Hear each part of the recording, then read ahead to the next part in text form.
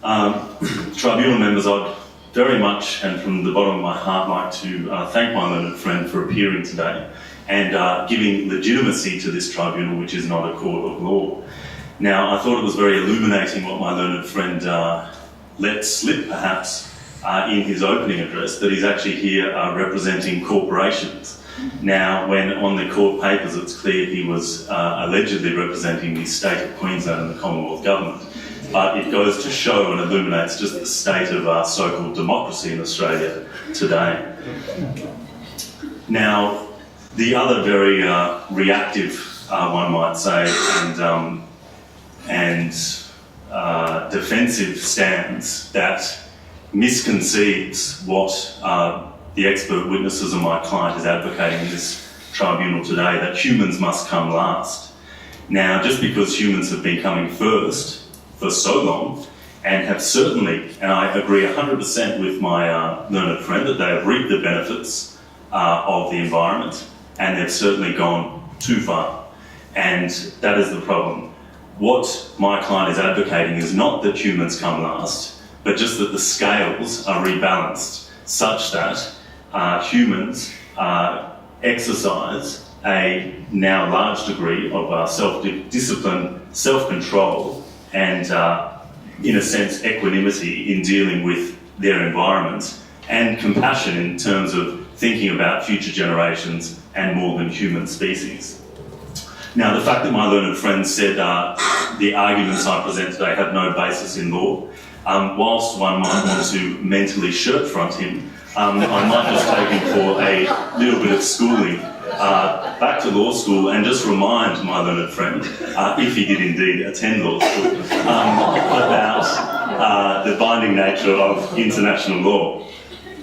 The binding nature of international law is that many of the instruments of which we allege violations today have been violated by my learned friend's clients, and of course his silent clients, the corporates, criminals, that there is a very strong basis in international law, including Article 27 of the Vienna Convention on the Law of Treaties, which states, and I quote, "A party may not invoke the provisions of its internal law as a justification for not fulfilling its treaty obligations." Now, international law is a very sacrosanct institution for global humanity, but it is a very fragile and delicate being, and it relies on good faith, and it relies on states, parties and countries stepping up and taking responsibility and leading the way. Now, the very excellent expert testimony of my witness, Mr. Ryan, who basically said that with what we need is a new system of law, and what we need is a evolution to bring back a time of glow sticks and eco-friendly electropop to shine a light on all of these dark, decrepit corners of corporate corruption that are dismantling our democracy. Joe Bragg, Principal Solicitor at the EDO, brought to light the importance of the scrutiny of the international community to basically heal the culture of corporate impunity that has so decimated the power of law. And I do agree 100% with my learned friend that the law is a creature of society, but unfortunately the law is also often left kicking and screaming as it's dragged into the future. And we must remember that the Westminster political and legal systems on which we are dependent and find ourselves in courts of law, not in this tribunal, are archaic, outdated and forged at a time when our relative understandings of science were in their infancy. Now we have quantum physics, we have systems theory, we understand that the expansive sense of the individual self interconnects with all beings in the world, and we need our legal systems to reflect this. So another point is that precisely we are here. Now, my learned friend talked about the cane farmers, people, ordinary Australians going about their everyday jobs. We heard testimony about non-eco-friendly tourism, which is having a market effect on the reef. Again, I would turn to the fact that, years ago when these environmental acts were passed, there was a very strong intention by the legislature that they would actually give the words, would be given their dictionary meanings. Now, unfortunately, there's been an Orwellian usurpation of the meaning of our laws, and often that has to do with a lot of corporate influence. And certainly it's not about benefiting the people of Australia, it's not about benefiting more than human life forms. And that's why I implore the Tribunal to not only find and make declarations of violations of many of the articles of the various conventions I've mentioned and declarations. Certainly in regards to my client, you could go through, I think it's Article 2 of the Declaration of the Rights of Mother Earth and pretty much tick off a violation in every single article, and that's in my brief for some light bedtime reading. So we also heard from Glenn Holmes in terms of the effects of these laws, as Mr. Ryan highlighted, but that the specific impacts of the non-regulation, the non-enforcement, and the absolute blindsiding of what's going on in favour of commercial activities. And we've heard that from 2005 to 2009, there's been absolutely no change in the state of affairs. I must say that with the global community responding and creating new law to reflect the status of our times, it is important that the people of the world also create new forms of decision-making such that we can create new legal structures which can guide the cane farmers, the graziers, the pastoralists, etc., and the fisher people in terms of how they conduct their businesses in an environmentally responsible way. So, in summing up, Your Honours, I'd like to say that we live in dark times, ruled over by a mad misogynistic monk and a captive can-do carbon who are facilitating for a small few corporate fossil fools to amass fortunes at the expense of our collective future. The situation on planet Earth has never been more critical. The jury of global scientific and public opinion has delivered its verdict that we are poised in a precarious position between varying degrees of inescapable human-caused catastrophic climate change. To remain complacent and do nothing is simply no longer an option. Tribunal members, what we are experiencing is Great Barrier Reef. Pardon the pun. You can groan. My client is terminally ill and dying. There is no backup Great Barrier Reef, just as there is no reboot planet Earth. That which has taken hundreds of thousands of years to evolve into an intricately interlinked ecosystem of precious ecological jewellery is at risk of being extinguished for short-term economic gain. We bring this urgent application to request the Tribunal's intervention and enlightenment. We request that this institution of socio-political benevolent power apply the will of the people through the sacred rule of law and democracy and act to protect the interests of present and future generations. My client implores the Tribunal members to acknowledge and act dutifully upon your positions of power and responsibility. You are the gatekeepers of this new emerging system of law. Your decisions will offer a new way forward, shine a light on the flaws of our current system, and remedy its short-sightedness with a more respectful vision of the future and a more compassionate legal system. And I must say, a more relevant legal system, Your Honours. As a notable founder of the Earth Jurisprudence Movement, Father Thomas Berry so powerfully proclaimed, and I quote,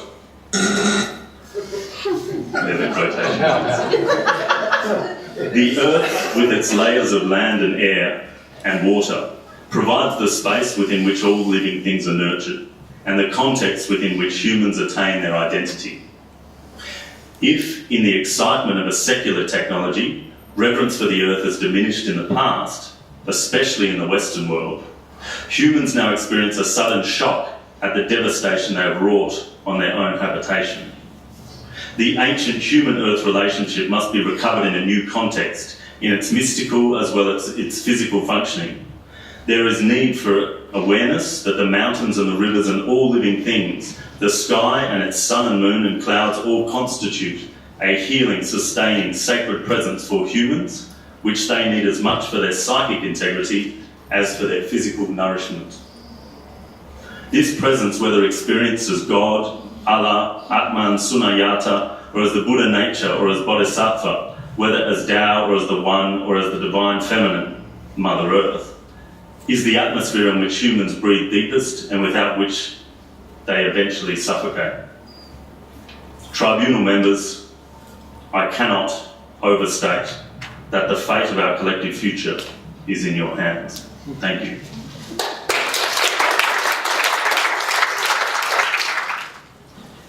I thank the members of the Tribunal. I acknowledge the evidence of Ms Maloney, who calls for a new jurisprudence. What a request.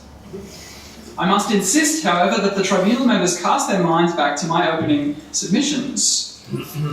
The matters which the prosecution seeks to put before the Tribunal are simply not justiciable. That is, for the benefit of the members of the Tribunal and the members of the audience, those matters cannot be decided by the Tribunal. The Tribunal does not have the power to decide those matters. If Mr Coyne would like to suggest an alternative rule of recognition, that is, an alternative criteria by which to decide which laws are binding other than a democratically elected parliament, I invite him to do so. I submit to you that he cannot.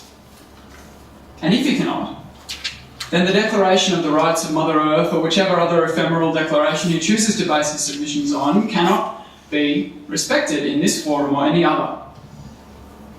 Now, legal technicalities aside, the relief sought by the prosecution would be a calamity. The evidence from Mr Holmes, designed to sway us in the other direction, points out this truth. Mr Holmes calls for an 80% reduction in one of the factors affecting the reef, that is sediment runoff, that is nitrogen runoff from cane farmers, sugarcane farmers who create sugar. I invite all the members of the audience who consume sugar in their tea or coffee to raise their hands, please. Indulge me, raise your hands. With honesty, and keep them raised, please. Every member of the audience who consumes sugar in their tea or coffee. Now, please, every member of the audience, aside from those in the front row, put down your hands. That is the reduction that we are calling for. Taking sugar out of babies' mouths. I want to point you to a different 80%, a different 80%. Senator Waters, the representative who claims to represent you, she calls for an 80% of all known fossil fuel reserves to stay in the ground. Imagine the effects on our economic system from that. The system could not cope. It could not cope.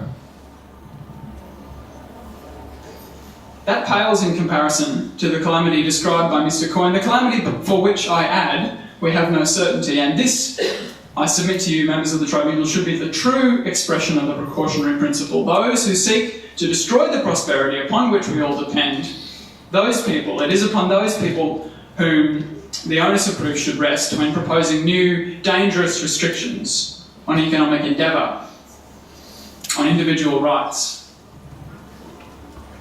The 69,000 jobs which the Reef supports pale in comparison to the jobs of all of us and the prosperity of the entire world which Mr Coyne would have us fritter away. Change starts not in forums unelected, undemocratic like this, but at the ballot box. And we must not act, we must be precautious from acting without the imprimatur of a democratically elected government, which I submit we do not have for the outrageous and economically dangerous propositions which you have heard today. That concludes my submission.